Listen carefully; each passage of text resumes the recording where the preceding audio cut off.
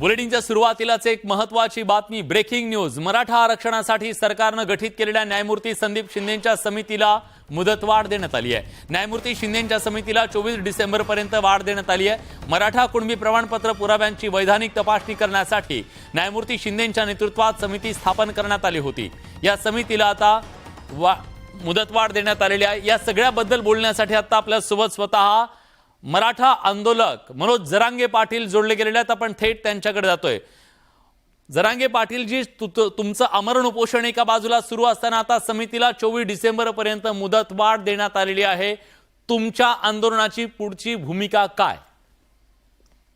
आमचं आंदोलन सुरूच आहे, ते काय बंद ठेवत नाहीत आम्ही। परंतु मुदतवाढ का दिली हा सुद्धा मोठा प्रश्न आहे। मुदतवाढ कशासाठी दिली? आम्हाला तुम्हाला 30 दिवस दिले होते, त्याच्यानंतर 40 दिवस दिले। कायदा पारित करायला एक पुरावाही खूप झाला तर तुम्हाला 10,000 पुरावे मिळालेत। आम्ही त्यांना आता प्रश्न विचारले दादा 14, त्याचे उत्तर आम्हाला 6 वाजेपर्यंत पाहिजे उद्या संध्याकाळी। तुम्ही अल्टिमेटम देता सरकारला? हो दिलाय। त्यांनी जर नाही दिले तर पुढचे उत्तर सुद्धा प्रश्नाचे उत्तर आम्ही देणार जनतेला, पण यांना उघड पाडणार आम्ही आता। पण समितीला जर मुदत, प्लीज तुमचं पूर्ण करा। कशासाठी पाहिजे तिला मुदतवाढ? कशासाठी पाहिजे? समितीचं असं म्हणणं आहे, काही दिवसांपूर्वी तुम्हाला तो रिपोर्ट आलेला वाचला असेल तुम्ही, समितीचं असं म्हणणं आहे की आम्हाला आणखी काही याच्यामध्ये पुरावे तपासायचे आहेत, त्याच्यासाठी आणखी मुदत वाढवून द्यावी अशी मागणी त्यांनी केलेली होती। अरे बाबा, तुला पुरावे तपासायचेत म्हणा, पण तुला पुरावे हेच ना, मराठा कुणबीचेच पुरावे सापडते ना, का दुसरं काय सापडते? सोनं सापडते का? मग ते सापडला तुला एक काय सापडला, 10,000 काय सापडले? कायदा पारित करायला एकच लागतो ना। आम्ही सगळे रक्तामासाचे आहेत ना मराठे, भाऊ पण आहेत रक्तामासाचे, नातलग बी रक्तामासाचे। एक पुरावा महाराष्ट्रात कुठं सापडला तरी देता येतं ना। तुम्ही कोणाकोणाला पुरावे घेऊन आरक्षण दिलं एवढं मला उत्तर पाहिजे, कोणाकोणाला नाही दिले एवढं एक पाहिजे उद्या। बर, त्याच्याबद्दलची तुम्ही काही मागण्यांचं पत्र दिले? पुरावे लागत आहेत, त्याच्याबद्दलचं मागण्यांचं काही पत्र दिलं तुम्ही आता सरकारला? आता त्यांना पत्र द्यायला ते आमच्याकडे येत नाहीत, आम्ही त्यांच्याकडे येत नाही। आता आमच्यामध्ये आता मीडियाची आमचा पाठीराख्या आता सध्या।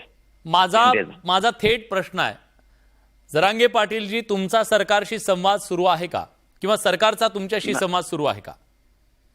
नाही, आमचा सरकारचे संवाद सुरू नाही, त्यांचा आमच्याशी नाही। त्यांना नाकच नाही ना आमच्याकडे यायला। मग डेडलॉक संपणार कसा? संवाद सुरू नसेल तर मग हा डेडलॉक संपणार कसा? संवाद करायचाच काय आता?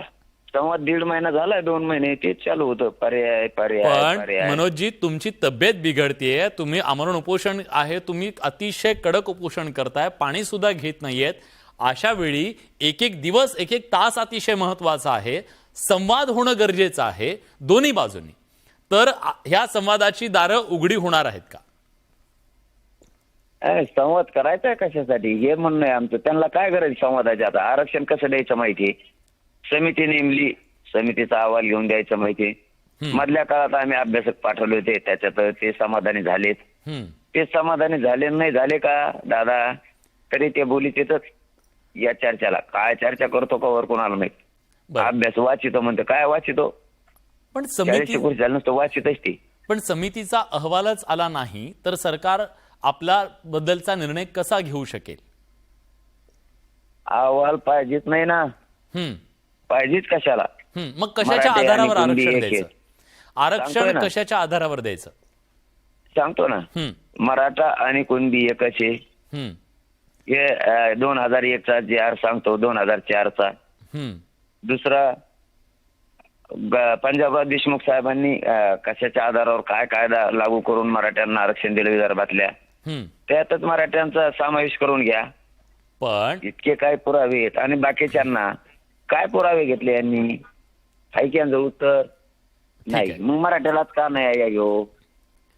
बर, ठीक आहे, आपण आशा करूया की या सगळ्या डेडलॉक मध्ये काहीतरी मार्ग निघेल। एका बाजूला तुमचं उपोषण सुरू आहे, तुमची तब्येत सुद्धा अतिशय महत्त्वाची आहे, मराठा बांधवांचे भावना सुद्धा महत्त्वाच्या आहेत, आणि या सगळ्याच्या दरम्यान आता या समितीला मुदतवाढ देण्यात आलेली आहे. राज्य सरकारनं एका बाजूला मुदतवाढ दिली आहे, 1 तास सुद्धा देणार नाही असं मनोज जरांगे पाटील म्हणतायत. खूप खूप धन्यवाद मनोजी, तुम्ही न्यूज 18 लोकमतशी बोललात त्याबद्दल.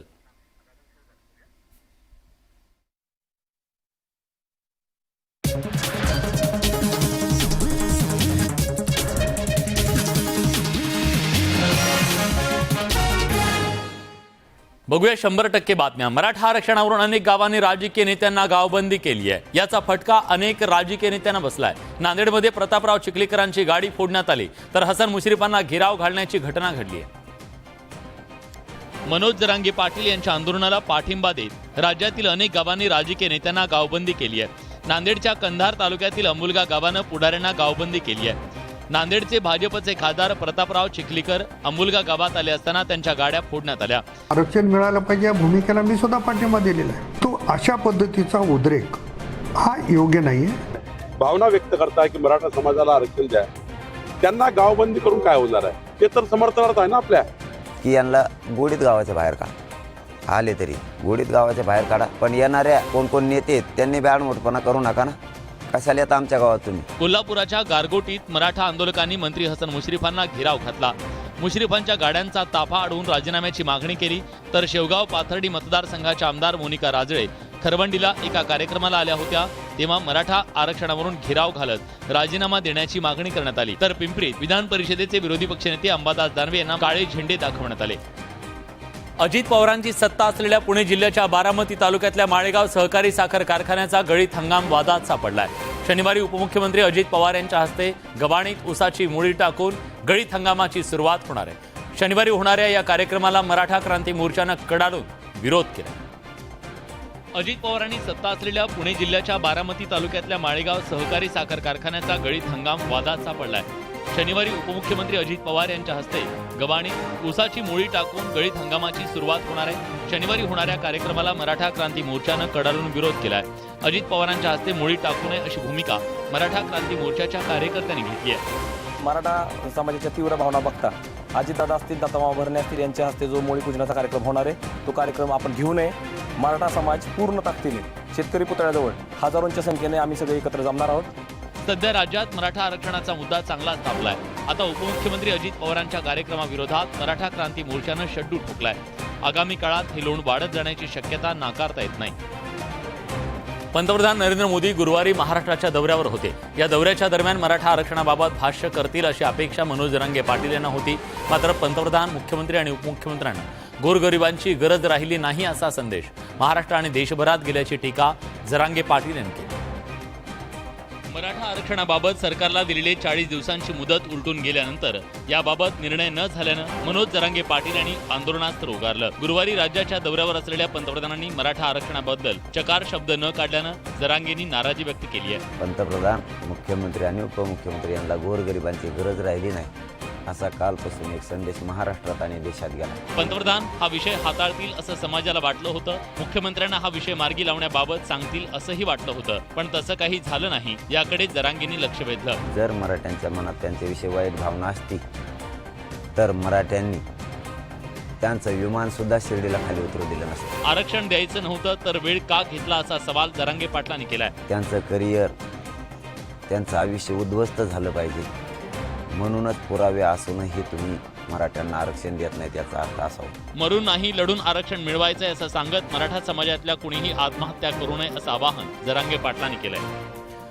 पंतप्रधान नरेंद्र मोदी गुरुवारी अहमदनगर जिल्ह्याच्या दौऱ्यावर होते. यावेळी नमो शेतकरी महासन्मान निधी योजनेचा शुभारंभ करण्यात आला. यावेळी बोलताना माजी कृषी मंत्री असलेल्यांनी शेतकऱ्यांसाठी काय केलं असा सवाल मोदींनी विचारला. पंतप्रधान नरेंद्र मोदींनी गुरुवारी शिर्डीतल्या सभेत शरद पवारांचं नाव न घेता बोचरी टीका केली होती. मोदींच्या या टीकेवरून आता राज्यातलं राजकारण तापलंय. शरद पवार गटानं मोदींवर जोरदार शाब्दिक हल्ला चढवलाय, तर मवियातील नेत्यांनीही मोदींवर शरसंधान साधलंय. महाराष्ट्र के एक वरिष्ठ नेता केंद्र सरकार में कई वर्षों तक कृषि मंत्री रहे हैं. ऐसे व्यक्तिगत रूप से तो मैं उनका सम्मान भी करता हूं, लेकिन उन्होंने किसान के लिए क्या किया? मोदी साहेबांच्या सरकारने आदरणीय पवार साहेबांना पद्मविभूषण हे त्यांच्या शेती आणि राजकीय केलेल्या विकासाच्या कामासाठी दिलेलं आहे. मग तुम्ही काय केलं? या महाराष्ट्रात सगळ्यात जास्त शेतकऱ्यांच्या आत्महत्या आपल्या काळात आहे गेल्या 10 वर्ष. देशभरामध्ये शेतकरी मरतात. आपण काळे कायदे आणले.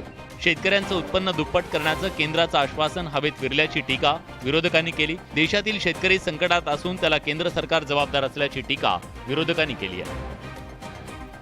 पंतप्रधान नरेंद्र मोदींनी अजित पवारांसमोर शरद पवारांवर टीका केल्यानंतर अजित पवार गटाची कोंडी झाली आहे. या टीकेबाबत अजित पवार गटानं मौन बाळगलंय. तर पंतप्रधान नरेंद्र मोदी शरद पवारांवर टीका करत असताना तिथून उठून जायला हवं होतं. अजित पवारांनी त्यांना माहिती देऊन सुधारणा करायला हवी होती असं शरद पवार गटानं म्हटलंय. शरद पवारांविषयी व्यक्तिगतरित्या आदर असला तरी केंद्रीय कृषी मंत्री असताना पवारांनी शेतकऱ्यांसाठी काय केलं असा सवाल पंतप्रधान मोदींनी केला. विशेष म्हणजे नरेंद्र मोदी यांनी अजित पवार यांच्या समोर शरद पवार यांच्यावर हल्लाबोल केला. मोदींनी केलेली टीका शरद पवार गटाच्या चांगलीच जिव्हारी लागली आहे. शरद पवार गटानं मोदींवर टीकेची झोड उठवली असताना अजित पवार गटानं मौन बाळगल्याचं पाहायला मिळतंय. त्यावरून आता राष्ट्रवादीच्या दोन्ही गटात जुगलबंदी रंगली आहे. ते ठीक आहे. आता मग पंतप्रधान साहेबांनी काय बोलावं हा त्यांचा प्रश्न आहे. दादानी ते ऐकून तर उठून जायला पाहिजे होती तू, किंवा जाऊन त्यांना सांगायला पाहिजे की साहेब हे आपण जे बोलतोय चूक आहे, याच्यामध्ये मी आपल्याला थोडी दुरुस्ती सांगतो. मोदींच्या टीकेनंतर अजित पवार गटाकडून कोणतीही प्रतिक्रिया आली नाही. सत्तेत सहभागी झाल्यानं आता अजित पवार गटाची भूमिका बदलल्याचं पाहायला मिळतंय. खरं तर सत्तेपुढे शहाणपण चालत नाही असं म्हटलं जातं. मोदींनी पवारांवर केलेल्या टीकेनंतर अजित पवार गटाची अशीच काहीशी अवस्था झाल्याची राजकीय वर्तुळात चर्चा सुरू आहे. राज्य सरकारनं धोरण म्हणून कुठल्याही सहकारी साखर कारखान्याबाबतचा दिलेल्या कर्जाला हमी न देण्याचा निर्णय जानेवारी महिन्यात घेतला. मात्र भाजपच्या काही नेत्यांनी तब्बल 600 कोटी रुपये NCDCच्या माध्यमातून कर्ज मिळवलं. अजित पवार महायुती सरकारमध्ये अर्थमंत्री झाल्यानंतर त्यांनी हा निर्णय स्थगित केला. पण आता राजकीय साठमारीत अजित पवारांना त्यांचा हा निर्णय मागे घ्यावा लागला. साखर कारखान्याच्या कर्जाला हमी देण्याबाबतचा निर्णय माघारीमुळे अजित पवार नाराज झाले होते. पण आता सरकारनं सर्वपक्षीय आमदारांना या निर्णयाचा लाभ द्यायला सुरुवात केली आहे. राष्ट्रवादीचे आमदार कल्याण काळे यांच्या वसंतराव कारखान्याला 146 कोटी रुपये कर्ज, अजित पवार यांचे अत्यंत निकटवर्तीय दत्ता भरणे यांच्या छत्रपती कारखान्याला 128 कोटी रुपयांचं कर्ज, बीडच्या अमरसिंह पंडित यांच्या कारखान्याला 150 कोटींचं कर्ज, माजी मुख्यमंत्री अशोक चव्हाणांच्या कारखान्याला 148 कोटींचं कर्ज, काँग्रेसचे नेते धनंजय साठे यांच्या कारखान्याला 160 कोटींचं कर्ज, या 5 कारखान्यांना शिखर बँकेनं दिलेल्या 631 कोटी रुपयांच्या कर्जाची हमी राज्य सरकारनं घेतली आहे. लुटारूंच्या बरोबर आता सामील झाल्यामुळे लुटारूंना माल वाटणं आणि लुटारूबरोबर माल मिळवून गिरंकूट करणं याशिवाय काही त्यांच्यापाशी दुसरा पर्याय नाही. राष्ट्रवादी काँग्रेस आणि काँग्रेसच्या नेत्यांच्या कारखान्यांना दिलेल्या कर्जाच्या हमीनं तेरी भी चूप मेरी भी चूप असंच काहीसं चित्र या निमित्तानं समोर येतंय. राष्ट्रवादी काँग्रेसच्या दोन्ही गटात सुरू असलेली राजकीय रस्सीखेच आता रंगतदार अवस्थेत पोहोचली आहे. दोन्ही गटांकडून एकमेकांचे आमदार आपल्या संपर्कात असल्याचा दावा केला जातोय. राष्ट्रवादी काँग्रेसच्या दोन्ही गटांमध्ये सध्या चांगलाच कलगीतुरा रंगलाय. दोन्ही गटाकडून परस्परांचे आमदार आपल्या संपर्कात असल्याचा दावा केला जातोय. त्यात आता जयंत पाटलांबाबत राज्याचे वैद्यकीय शिक्षण मंत्री हसन मुश्रीफ यांनी एक मोठं विधान केलंय. जयंत पाटील यांनीही आमच्याबरोबर शपथ घेतली असती, मात्र काही घटनांमुळे ते थांबले असा दावा हसन मुश्रीफांनी केला. तर अन्न आणि औषध प्रशासन मंत्री धर्मराव बाबा आत्राम यांनीही जयंत पाटील लवकरच अजितदादा गटात येतील असा दावा केला. जयंत पाटील साहेब मी सांगितलं एका घटनेमुळे ते थांबले. ती घटना काही मी तुम्हाला सांगणार नाही, मी कधीतरी सांगेन, कारण मी इथिक्स पाळणारा माणूस आहे. आपले जे मुश्रीफ साहेब आमचे सहकारी आहेत, ज्येष्ठ आमचे पक्षाचे नेते आहेत आणि त्याच्याबद्दल मी भाष्य करणं चुकीचं आहे. परंतु मी मागेच बोललो होतो की जयंत पाटील वेटिंगमध्ये आहेत आमच्यासोबत. अजितदादा गटाकडून यापूर्वी अशा प्रकारे करण्यात आलेला दावा जयंत पाटलांनी फेटाळून लावलाय. मात्र त्यानंतरही या चर्चांना पूर्णविराम मिळालेला नाहीये. पावसाळा आत्ता कुठे सरलाय, हिवाळा सुद्धा सुरू झालेला नाहीये. अशा स्थितीत राज्यातील अनेक भागात पाणी टंचाईच्या झळा जाणवू लागल्या. सांगली तर कृष्णा नदीचं पात्र अनेक ठिकाणी कोरडं ठाक पडलंय. कोयना धरणातून सोडण्यात आलेल्या पाण्यामुळे सांगलीकरांना आता काही प्रमाणात दिलासा मिळाला. यंदा पावसानं ओढ दिल्यानं कृष्णा नदीची पाणी पातळी कमालीची खालवली आहे. त्यामुळे पिण्याच्या पाण्यासोबत शेतीसाठीच्या पाण्याचा गंभीर प्रश्न निर्माण झालाय. या पार्श्वभूमीवर कोयना धरणातून कृष्णा नदीत पाणी सोडावं यासाठी सांगलीच्या कसबे डिग्रस इथं स्वतंत्र भारत पक्षाच्या नेतृत्वाखाली शेतकऱ्यांनी कृष्णा नदी पात्रात उतरून आंदोलन केलं. तर कोयना धरणातून कृष्णा नदीत पाणी सोडावं या मागणीसाठी सांगलीतल्या राष्ट्रवादीच्या आमदारांनी जिल्हाधिकारी कार्यालयासमोर धरणं आंदोलन केलं. पाण्यानं तळ गाठलेला आहे, शेतकऱ्यांची पिकं वाळू लागलेली आहेत, पिण्याच्या पाण्याचा प्रश्न पण गंभीर बनलेला आहे. या आंदोलनाची दखल घेत कोयना धरणातून 1050 क्युसेक इतक्या पाण्याचा विसर्ग कृष्णा नदीत करण्यात आला. त्यामुळे सांगलीकरांना तूर्त दिलासा मिळणार आहे. आताच कुठे पावसाळा संपला त्यात राज्यातल्या अनेक भागात पाणी टंचाईच्या झळा जाणवू लागल्यात. आगामी काळात या पाणी टंचाईची समस्या आणखी तीव्र होण्याची शक्यता आहे. गेल्या काही दिवसांपूर्वी कांद्याचे दर कोसळल्यानं शेतकऱ्यांनी कांदा रस्त्यावर फेकून संताप व्यक्त केला. त्यातच कांद्यावरील निर्यात शुल्कात वाढ झाल्यानं शेतकरी अडचणीत सापडला होता. आता त्याला दिलासा मिळाला. गेल्या अनेक दिवसानंतर लासलगाव, मनमाडसह नाशिक जिल्ह्यातल्या बहुतांश बाजार समित्यांमध्ये कांद्याच्या दरात मोठी वाढ झाली. गेल्या एका आठवड्यापासून कांद्याच्या दरात होत असलेल्या सुधारणा आजही कायम आहे. उन्हाळ आणि लाल या दोन्ही कांद्याच्या भावात मोठी सुधारणा झाली आहे. उन्हाळ कांद्याला जास्तीत जास्त 5,820 रुपये तर सरासरी 5,300 रुपये तर कमीत कमी 2,300 रुपये दर मिळाला. तर लाल कांद्याला प्रति क्विंटल 4,400 रुपये इतका दर मिळतोय. शेतकऱ्यांना रडवणाऱ्या कांद्यानं यावेळी त्याच्या चेहऱ्यावर हसू आणि समाधान आणलंय. तर या होत्या दिवसभरातल्या सर्व महत्त्वाच्या बातम्या, 100% बातम्या. आमचं हे ब्रेथलेस आणि ब्रेकलेस बुलेटिन तुम्हाला कसं वाटतंय जरूर करा. बुलेटिनमध्ये आपण इथेच थांबतोय. ताज्या घडामोडींसाठी बघत रहा न्यूज 18 लोकमत.